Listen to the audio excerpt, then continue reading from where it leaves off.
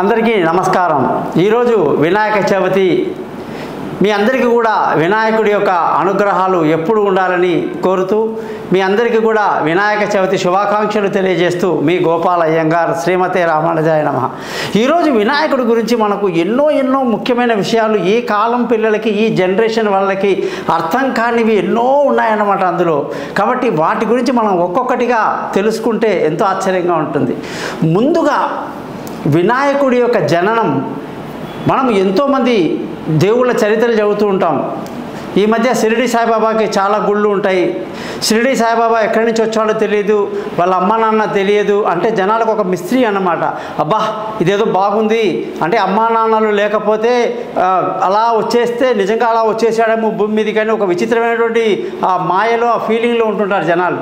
అలాగే జీసస్ వాళ్ళకి నాన్న లేడు, నాన్న లేకుండా పుట్టాడు అనేసరికి అదొక విచిత్రమైనటువంటి ఫీలింగ్ అనమాట జనాలకి।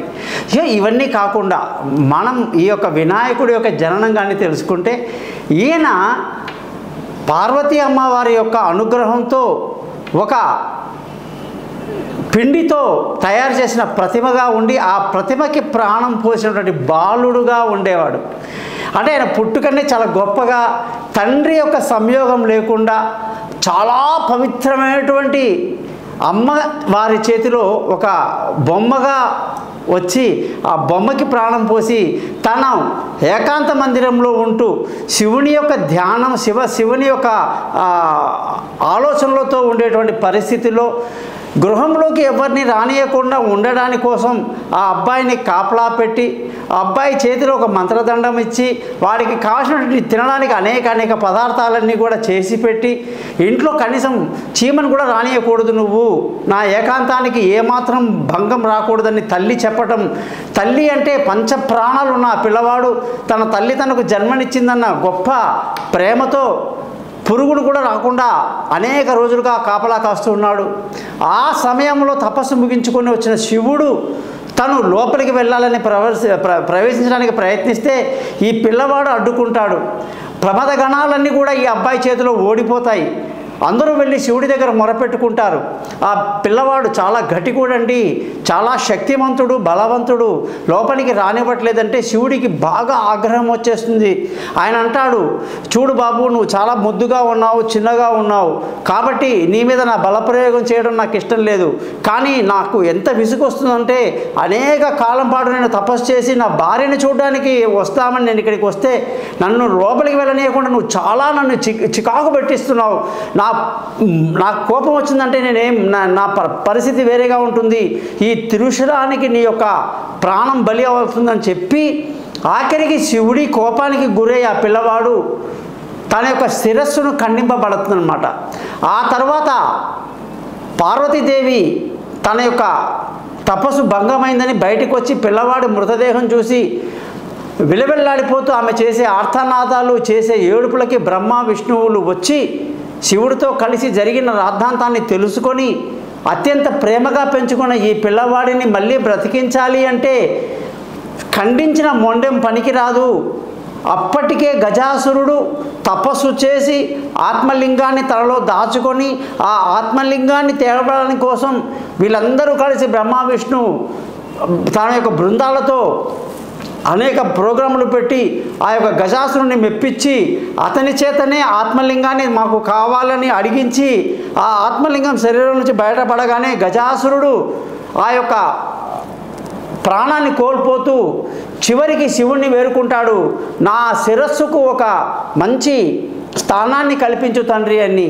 అది గుర్తొచ్చినటువంటి శివుడు దక్షిణ దిశగా ఎవరైతే వెళ్ళండి మీరందరూ అని ప్రమదగాలను పంపించి దక్షిణ దిశలో ఉన్నటువంటి తల తపస్సులో పడిపోయి అప్పటికే ఓం నమ శివాయని చివరి ప్రాణంలో ఉన్నటువంటి ఆ యొక్క గజాసురుని యొక్క మొండాన్ని తెచ్చి ఆ మొండాన్ని ఈ పిల్లవాడికి అతికించాడు।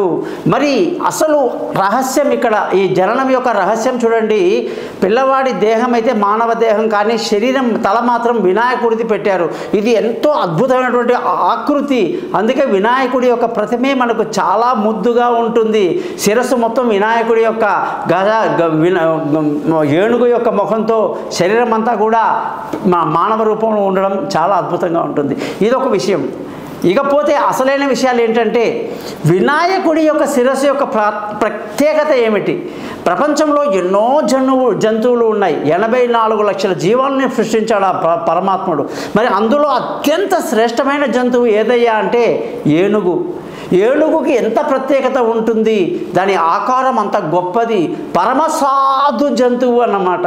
అంత సాధు జంతువు సాధారణంగా ఎవరి జోలికి పోదు, తన ప్రపంచంలో ఉంటుంది, తన జోలికి వస్తే తప్ప అది తిరగబడదన్నమాట. అటువంటి ఏనుగు అంత గొప్పగా అనేక దేవాలయాల్లో భక్తులకు ఆశీర్వాదాలు ఇస్తూ మనకు కనిపిస్తుంటాయి. భగవంతుడి ఊరేగింపంతా కూడా అంటే భగవంతుడు అంటే పరమాత్ముడు ఉన్నతోన్నతుడు, పవిత్రాణం పవిత్రమయో మంగళానాం చ మంగళమని కీర్తించేటువంటి ఆ భగవంతుడిని తన మీద కూర్చొని తన అంబారి మీద ఊరేగిస్తూ ఉంటుంది ఆ ఏనుగు అన్నమాట. అంటే ఏనుగుకి ఎంత ప్రత్యేకమైన స్థానం మన దేవాలయాల్లో పెట్టారో చూడండి. అనేక విషయాల్లో చూస్తే గజలక్ష్మి అని చెప్పేసి ఏనుగు మీద కూర్చున్నటువంటి లక్ష్మి కూడా మనకు చాలా వరకు చూస్తూ ఉంటాం. ఇలాగా ఆ యొక్క వినాయకుడికి ఆ యొక్క ఏనుగు తల పెట్టడంలో హిందూ పురాణంలో చాలా ప్రత్యేకతలు ఉన్నాయి. ఏనుగు యొక్క స్థానాన్ని మనకు తెలియచేస్తున్నారు ఇక్కడ. ఇలాగా ఒక టాపిక్ అయితే మరొక విషయం ఏమిటంటే అంత బరువున్న ఏనుగు, టన్నుల కొద్దీ శరీరం బరువు ఉన్నటువంటి ఏనుగు ఒక అంబటివాడి దగ్గర వాడి మాట వింటుందా అంటే నవ్వుతారు. ఒక అంకుశం పెట్టేసి దానికి చిన్న తాడో గొలుసో కట్టేసి కాళ్ళకి కట్టేస్తే నిజంగా దానికి అది ఇలా కదిలితే అది ఊడిచేస్తుంది అది. కానీ ఎందుకండి అది ఆ చెయ్యదా పని? వాడికి ట్రైనింగ్ ఇచ్చే వాడికి గౌరవం ఇస్తుంది. అతను గురువు కాబట్టి అతను ఎన్నో నేర్పిస్తాడు. ఎలా కూర్చోవాలి, ఎలా నమస్కారం చేయాలి, ఎలా ఆశీర్వాదం చేయాలి అని నేర్పిస్తాడు. కాబట్టి అవి ఏనుగుకి మావటి వాళ్ళంటే చాలా గౌరవం. కానీ కొందరు మావటి వాళ్ళు అదే పనిగా జంతువుని చిత్రహింస చేస్తూ కుళ్ళబొడుస్తూ ఉంటారండి. అప్పుడు మాత్రం ఆ ఏనుగు ఒక్కసారి తిరుగుబాటు చేస్తే ఆ మావటి వాడు దాని కాళ్ళ కింద పచ్చడైపోతాడు. నిజంగా అక్కడ ఒక అంకుశం ఉంది, దాని మీద ఒక గొలుసు కడితే నిజంగా అది ఆగుతుందా? ఒక భ్రమ, అది నిమిషాల మీద లాగేస్తుంది దాన్ని. ఎందుకు లాగట్లేదు అంటే ఇక్కడ మనకు అనేక ఆత్మ సాక్షాత్కారానికి విలువైనటువంటి విషయాలు ఇక్కడ ఆ యొక్క ఏనుగు తెలియజేస్తుంది. నిజంగా చూస్తే ఆ యొక్క గొలుసు అనేది మనం తెంపేసుకోవచ్చు, పెద్ద సమస్య కాదు. కానీ కొన్ని నియమాలు పాటించడం వల్ల మనల్ని మనం నియంత్రించుకోవడం ఎలా అనేటువంటి విషయాలు ఇక్కడ మనకి అనేక విషయాలు బోధనలు ఉన్నాయి. ముఖ్యంగా ఉపవాసం ఎందుకు ఉండాలి, ఉపవాసం వల్ల మనకి జరిగేటువంటి ఉపయోగాలు ఏమిటి? ఆత్మకు దగ్గరగా మనస్సుని తీసుకువెళ్ళడమే ఉపవాసం అంటే. శరీరానికి దగ్గరగా మనసుని తీసుకెళ్తే ఈ లోకంలో అనుభవించడానికి సరిపోదన్నమాట జీవితం. ఎన్నో ఆనందాలు, విషయాలు, ప్రకృతి విషయాలు ఎన్నో ఉంటాయి, మనుషుల విషయాలు. దీంట్లో పడి చావకుండా ఆత్మ యొక్క సమీపంలో ఉండడమే ఉపవాసము. ఉపవాసం వల్ల ఏమవుతుంది అంటే మనిషికి కొన్ని నియమాలు, పద్ధతులు వస్తాయన్నమాట.